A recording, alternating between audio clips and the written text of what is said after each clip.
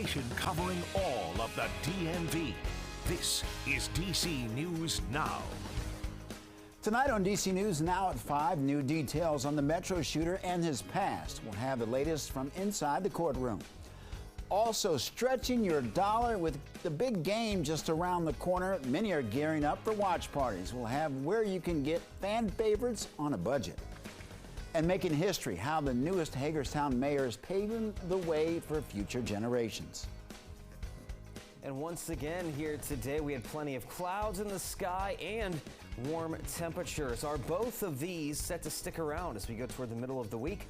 We'll have a check of that forecast here in just a bit. Thank you, Damon, and thank you for joining us for DC News Now at 5. I'm Mark Hall. Breaking now, new revelations about the man accused of a deadly shooting rampage on Metro last week. A Metro employee was killed and 3 other people injured. Those new details, including some insight into Isaiah Trotman's recent mental health concerns. All that came out in court documents just hours ago. DC News Now's Leonard N. Fleming was there for Trotman's first court appearance, a packed courtroom in Northwest DC. And Leonard, the judge wasn't taking any chances with all that happened last week. We know he's being held without bail. Tell us more about the details in those court documents. That's right, and good evening, Mark. The judge ordered Isaiah Trotman held without bond today in his first court appearance since this situation last week. And the affidavit provided by the U.S. Attorney's Office shows a terrifying day that could have been made even worse. Authorities say Isaiah Trotman is a danger, and Judge Lloyd Nolan agreed. Trotman, shackled and wearing a gray prison jumpsuit and surrounded by U.S. Marshals, had been hospitalized for mental evaluation. His attorney made the case that his client wasn't made aware of what he was doing, while the prosecutor argued that he was too much of a danger to be released. Police had gone to Trotman's DC home 2 weeks prior because he didn't report in for a behavioral program. Authorities said in court he did not return phone calls. Authorities say Trotman on the morning of February 1st boarded a Metro bus on Pennsylvania Avenue. That's where he encountered his first shooting victim, telling that person he was a prophet and that he was going to die with him before shooting that person in the leg. Then, according to court documents, Trotman entered the Potomac station dragging his second victim through the turnstile before shooting that person. Trotman then confronted his third victim, according to the affidavit, who was on a call and said, "I'll shoot you, I am God." Then he shot a man wearing a safety vest, who was later identified as longtime Metro employee Robert Cunningham. Trotman also faces charges in Pennsylvania for drug-related offenses and hadn't yet been sentenced. Both the prosecutor and the defense attorney did not talk to us as they left the courtroom today. Trotman is due back in court for a preliminary hearing next week. Reporting from DC Superior Court, Leonard N. Fleming, DC News Now, back to you in the studio. Leonard, thank you. Developing now, a man is in custody today after a woman was shot in Mount Vernon, Virginia. Fairfax County Police responded to an apartment complex in the Ingleside neighborhood. Police say the 2 people knew each other. The suspect was taken into custody in Prince George's County after a police pursuit. The victim was taken to a hospital with life-threatening injuries. Once our canine officer found the vehicle traveling in Prince George County, immediately began that communication open line with them, sharing real-time updates about where he was traveling. And again, their quick response to this call for service took a dangerous person into custody. And as this story continues to develop, we will bring you updates on air and online. We're taking a live look outside tonight, where we started with some colder temperatures and eventually it made it into the 50s. There was a little bit of sunshine to go along with it. Heading over now to meteorologist Damon Matson with a check on the forecast. And Damon, the big question that many have, are these warm temperatures going to stick around? Well, Mark, we certainly are hoping so, and it looks to be that way, no doubt here.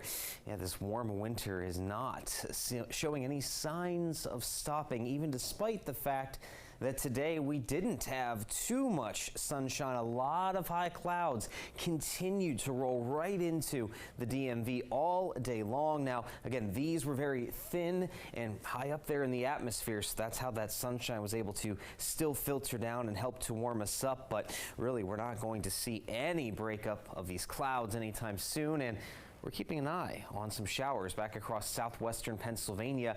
Whether or not they make it into the DMV, that is going to be the big question here this evening.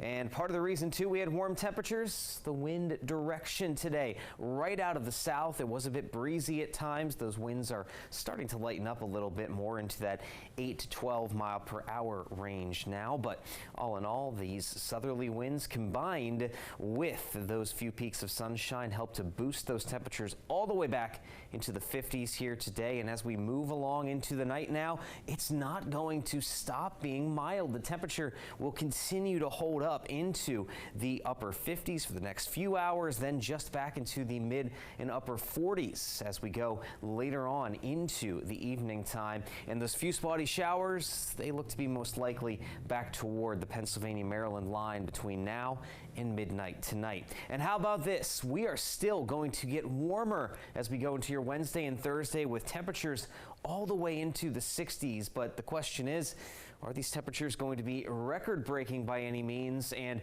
will it be more of a soggy end to the week? We'll have that full forecast for you here in just a bit.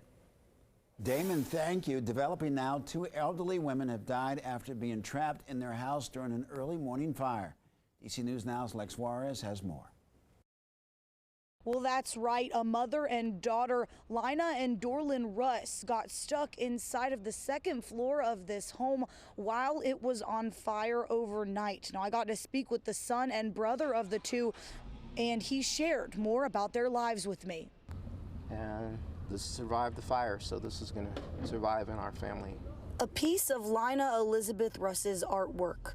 One of the keepsakes and photos her son Mark was able to save from inside of his childhood home. A lot of people don't have this opportunity, so I consider myself extremely lucky to be able to have some of these things to remember her by.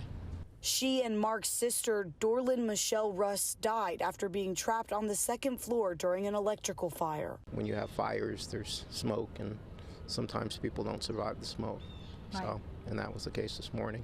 We do know that there were smoke alarms present in the home. We're working now to see, if they were functional. The fire was contained in the second floor. With the 2 deaths, DC Fire canvassed the neighborhood to ensure other houses have working smoke alarms. We really want to get out there and try to prevent another tragedy from occurring. Just like you check up on your health, you have to check up on the health of your residents. Well, the fire marshal tells me nearly every time they have to canvass a neighborhood, they find homes that are in need of working smoke detectors. Today, they found and installed at least 2. If you need a working fire alarm in your home or you want to get your home checked, that is a free service from the fire department. You can call 311 to set that up. In Washington, I'm Lex Juarez, DC News Now. Well, one man is dead and another is injured after their truck collided with a train in Prince William County. It happened yesterday evening on Cap Valley Way and James Madison Highway in Haymarket. Police say the truck went past a stop sign to the railroad crossing before getting hit. The passenger, 27-year-old Emerson Mieja, was pronounced dead while the driver of that truck was flown to a local hospital and is being treated for non-life-threatening injuries. The investigation, we're told, is ongoing.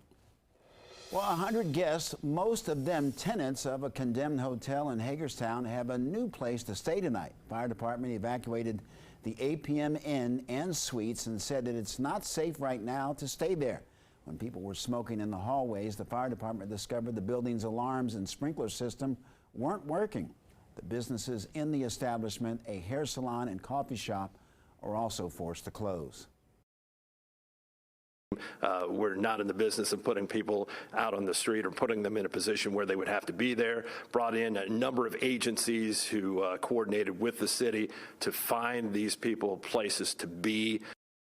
Many people living in at the hotel on Dual Highway are placed there by the Community Action Council. That social services agency and Goodwill Industries helped everyone find new places to live. And developing now, 2 people are in federal custody accused of a neo-Nazi-driven plot to attack electrical substations in Maryland. These types of attacks are becoming more common. Our Dave Laval is working to answer the question, how prepared is the district should its power grid be targeted? He joins us from the North Cleveland Park neighborhood. Dave, what are you learning tonight?